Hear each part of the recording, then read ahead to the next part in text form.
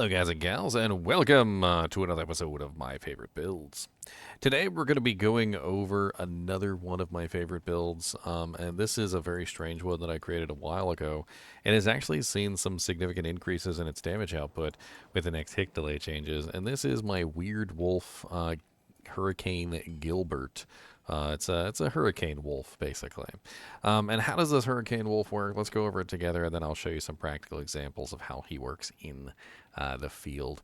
First off, let's go over his equipment. He's using a Stormlash for the chance to proc Tornado, mainly for the chance to proc Tornado. I am using a Storm Chaser Scupptum, but only really for that 4% chance to proc Tornado. You can use whatever shield you want here, to be honest. You don't have to use this particular shield. You could use any number of shields here. Spirit Shield. You could use Headhunter's Glory with 3 increased attack speed jewels. You could use a Phoenix. I mean, there's like a bunch of different options that you could potentially throw here. It's really just an open slot for you to do whatever you want with. Honestly, the character works without it. So adding it in actually is just going to make you even better. On top of this, we're also using Jalal's main, which I don't actually have socketed, which is unfortunate. You could potentially use the new rune word here as well, which I think would be extremely powerful for this particular character. I haven't really updated this character ever since the new rune word came out. I wonder if the new rune word would actually make this character stronger. Could be interesting, perhaps this season, to remake my Hurricane Gilbert character with some more effective doojanks. I am utilizing a where is my amulet? That is not the amulet that I had on. Man, I feel like every time I go to make one of these videos, I'm missing pieces of equipment. Because a lot of the times what I do is I cannibalize pieces of equipment for other characters. And you know, it's an unfortunate way that I do things because, well, you know, you got to sometimes, right? You gotta take pieces of equipment and move them into other pieces of characters.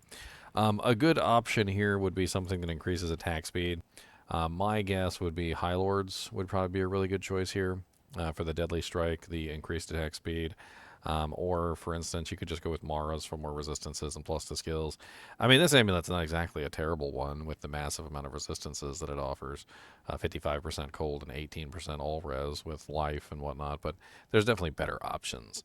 I think High Lords is probably what I had here before I swapped it to something else, so let's just go ahead and say High Lords. On top of this, we also use Gore Rider Boots for, of course, the Crushing Blow, the Open Wounds, and the Deadly Strike.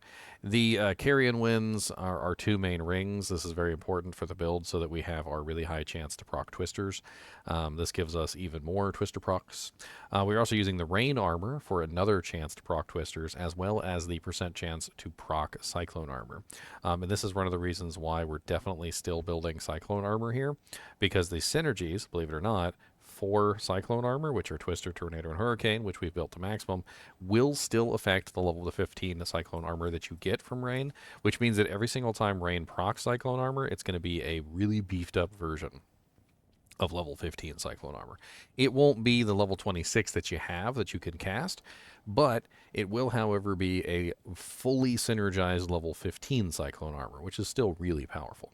On top of this, we also have a 5% chance to cast level 15 Twister on striking. Now, Twister is fully synergized, which means that we're going to get really nice damage out of it on every single time it procs. So we get Twisters from Carrion Ring, we get Twisters from both Carrion Wings at rings, actually, and it actually combines the percentage. So it says it's an 8% chance to cast level 13. It's actually a 16% chance to cast level 13. The percentage chance from the Rain Armor does not actually stack. It's only a 5% chance to cast level 15. And then we get the 20% chance to cast level 18 Tornado, which is also synergized from the Tornado skills. So synergies, Tornado gets a synergy bonus from Cyclone Armor, Twister, and Hurricane, and we have all of those running. And so basically how you play this particular character is you're going to go ahead and you're going to go ahead and summon your little character, your little wolves and stuff like that. I also grab the Summoning Grizzly and the Ravens, which I like to have up. And speaking of which, let's go over the skill tree, shall we? So you're going to put 1 point in Arctic Blast, 20 points in Cyclone Armor, 20 points in Twister, 20 points in Tornado, and 20 points in Hurricane. You're also going to utilize 1 point in Lycanthropy, 1 point in Werewolf, 1 point in Feral Rage, 1 point in Rabies, and 8 points in Fury. In the summoning tree, you're going to go 1 Raven, 1 Spirit Wolf, 1 Summon Direwolf, and 1 Summon Grizzly, and you're going to put 1 point in Oak Sage. On top of this, you're also going to be running mainly shape-shifting skillers, specifically to give yourself a boost to the shape-shifting tree, which you're not really going to be putting any points into. You're not really going to dump points in the shape-shifting tree, and so this is going to give you the points you need to make your shape-shifting tree actually viable. As you can see, I currently have level 14 Lycan, 14 Werewolf, 14, and 21 Fury, which is what we need to actually make this character work. On top of this, we are using Trangul's Girth Belt to give ourselves the Cannot Be Frozen, because we do not have Cannot Be Frozen anywhere else. This is very important. As a melee character, you need Cannot Be Frozen. Laying of Hands, Bramble Mitts for the increased attack speed and the bonus damage to demons. You could potentially use just about anything here, but I do believe that when I checked, I was really low on fire resistance, so that's probably why I'm rolling these. Another good option could be some very nice 10% Crushing Blow blood gloves, if you have those sitting around, which I do actually have a nice pair of blood gloves. So I've got a decent pair here with 20% IAS, 3% life steal, and 7% crushing blow, which isn't too bad. So I was using these literally to shore up the the problem with the resistances on this character. So because he has a relatively low fire res. So let's go ahead and put those back on for the time being, because unless we fix that, it's definitely not good to have low resistances. I think the best shield for this build, besides Storm Chaser Custom for that Scudum for the extra Tornado procs, would definitely be a Headhunter's Glory with 3 IAS jewels, so that you could hit a higher IAS breakpoint.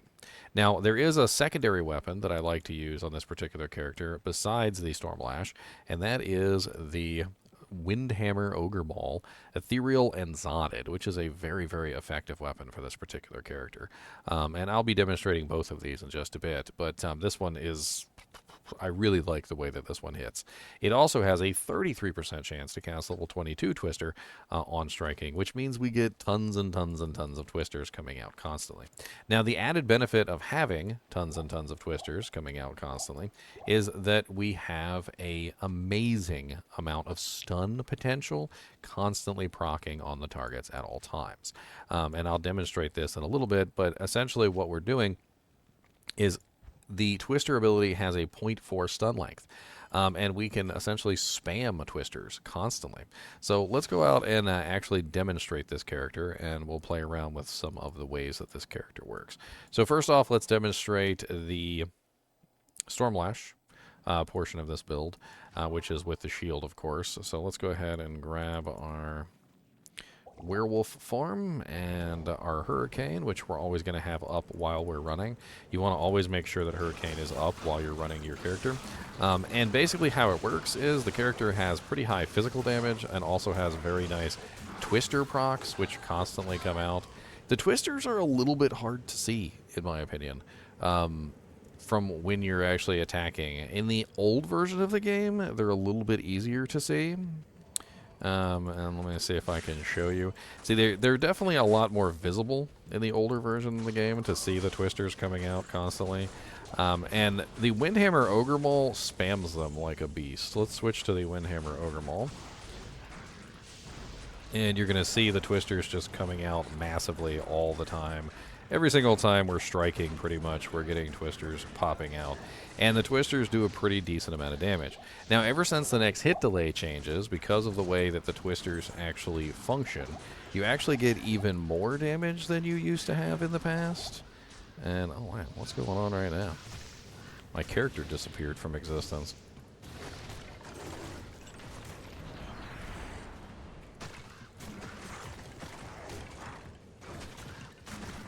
As you can see, the character doesn't really have much trouble with just about anything he comes across, whether you're using the Windhammer Ogre Maul or whether you're using the Stormlash.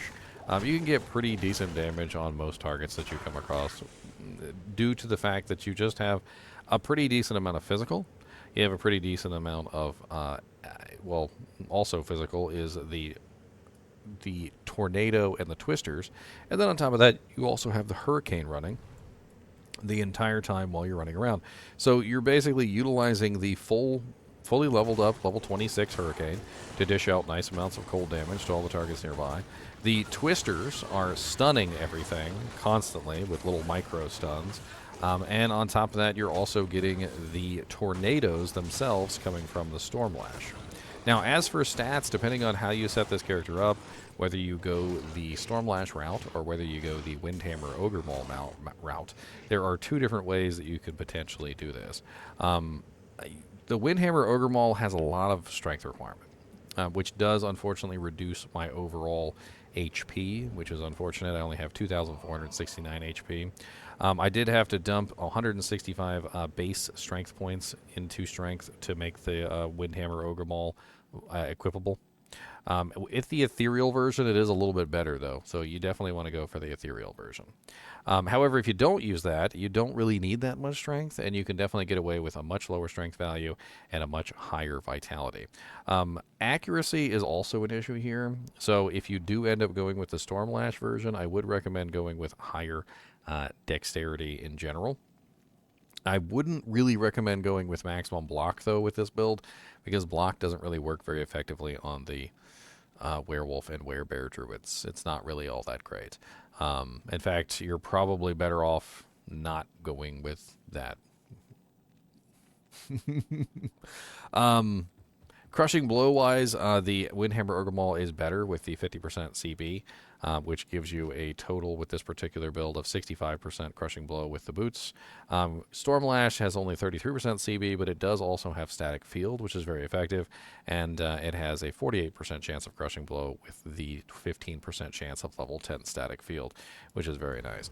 As far as AoE damage goes, as you can clearly see, I've got the tornado going on a regular, or the hurricane going on a regular basis, and then I also have the static field proccing from the Stormlash, which is actually very effective to reduce the HP along with the hurricane. So as far as AoE damage is concerned, it's actually quite good. And you just have to make sure that you keep your hurricane running and going at any given time. It's nice to have the bear as well, but you don't necessarily have to have the bear. If you want to drop the bear and save some points, you could potentially drop this, these 4 points here, and you can throw them somewhere else, like Fury for more attack rating, or you could throw them into Arctic Blast. Now, there is a reason why Arctic Blast is actually a really good option here, and it has to do with the stun length on Twister. So they released in a patch to make it so that Arctic Blast will increase the stun length by 20% per point to give you more stun length on your twisters. And since basically our entire build revolves around proccing Carrion Wind Twisters, Rain Twisters, and of course even the Windhammer Ogre Maul Twisters, if you want to go that route, you basically just get tons and tons of twisters coming out. And having the twisters have a stun that lasts a little bit longer is certainly not a bad thing.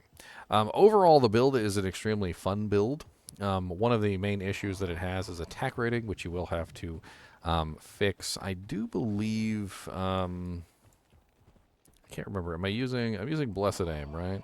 Yeah, I'm using a Blessed Aim Merc for a higher attack rating there. And that one is using an Obedience, a Duriel Shell, and a Valkwing, so not exactly an optimal setup. A better option might be an Act 3 Enchant Merc for the huge amount of attack rating increase that you get there. You're already a highly melee character. You don't really necessarily need a melee Merc. Demon Limb could definitely be a good option as well if you have that on swap. And I do kind of think that the new helmet, the new, what is it called, Metamorphosis helmet, might be a good option for this build as well. Strictly because, well, let's pull up Metamorphosis real quick and let's take a look at it.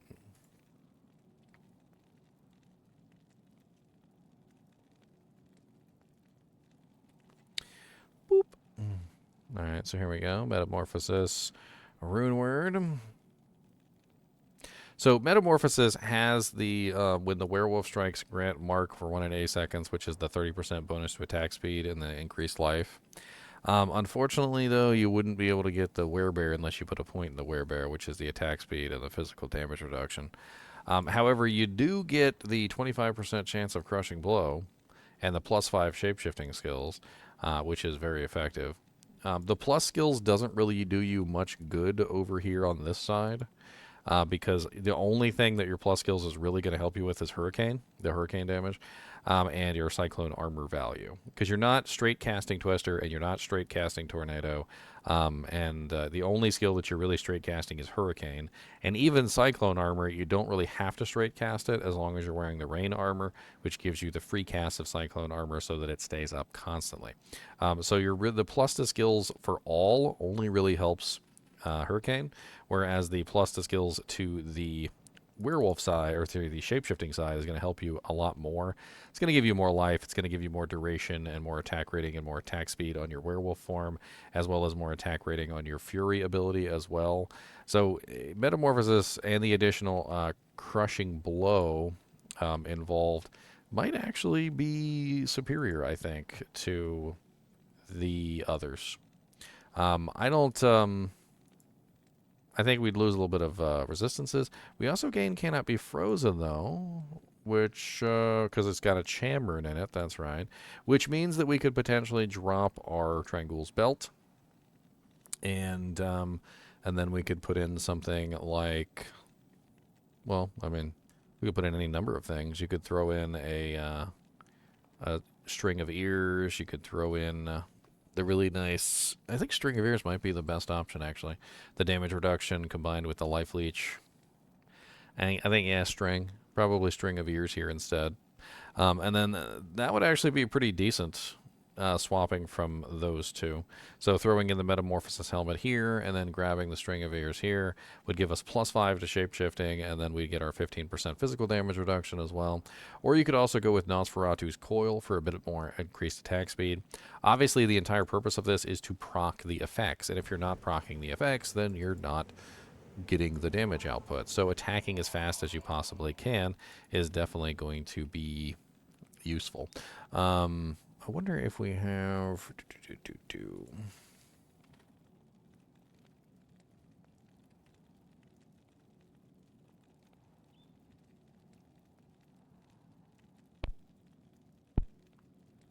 Let's see if we've got a new one.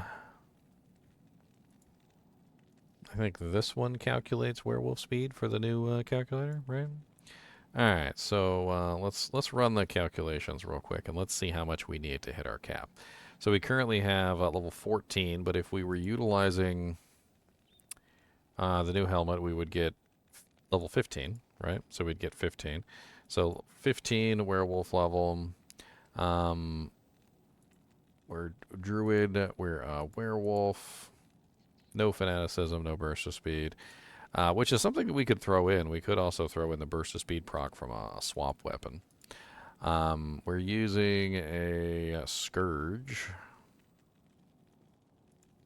And the Scourge has 45% increased attack speed.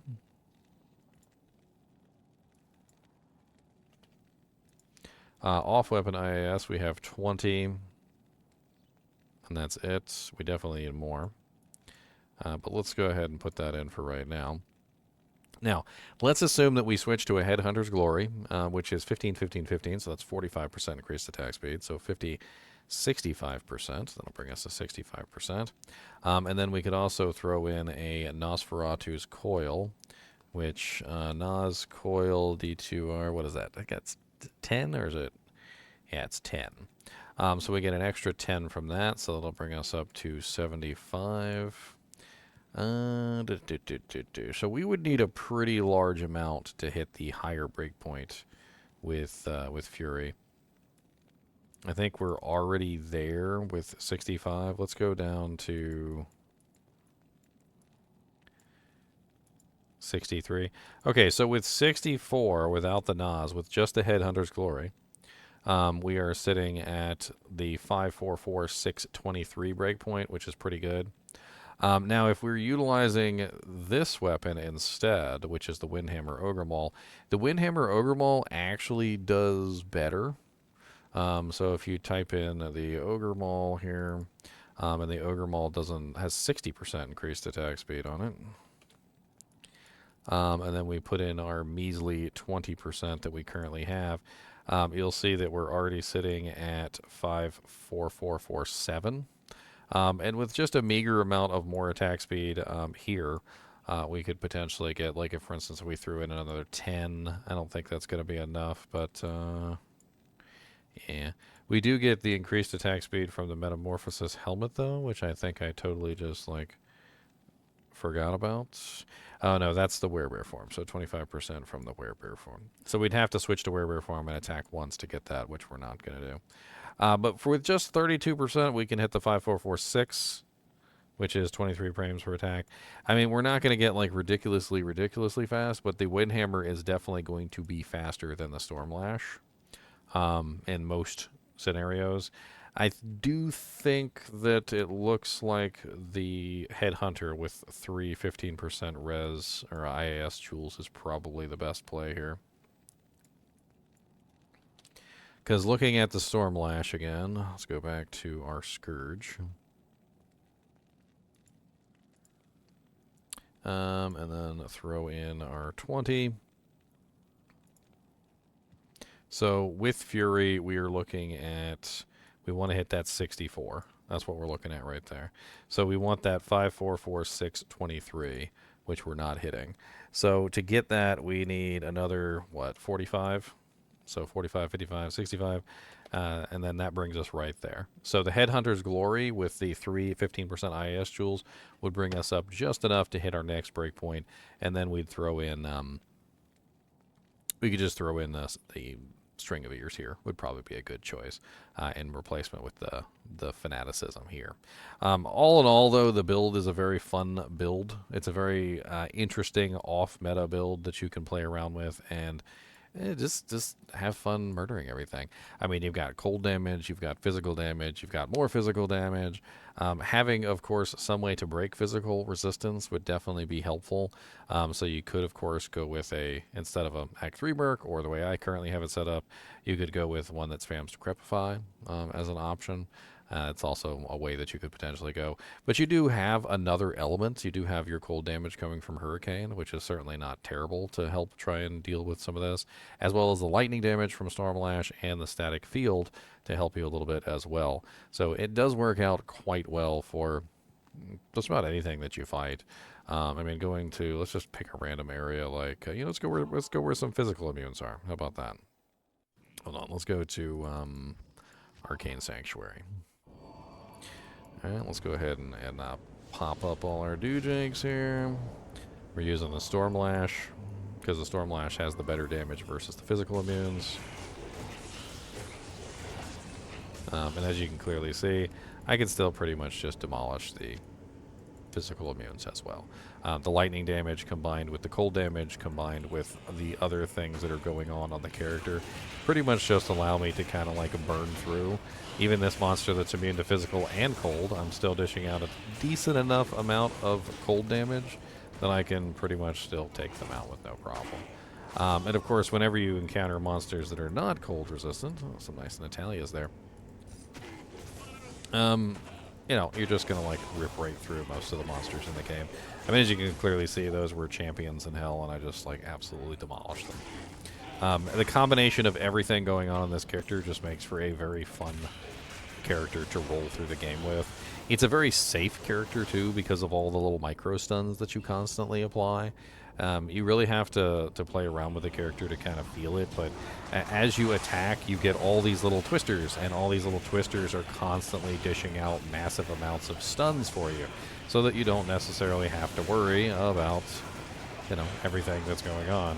This is probably one of the least beneficial scenarios for me with all these physical immunes, and as you can see, I'm still kind of just burning through them. Let's get our Hurricane back up.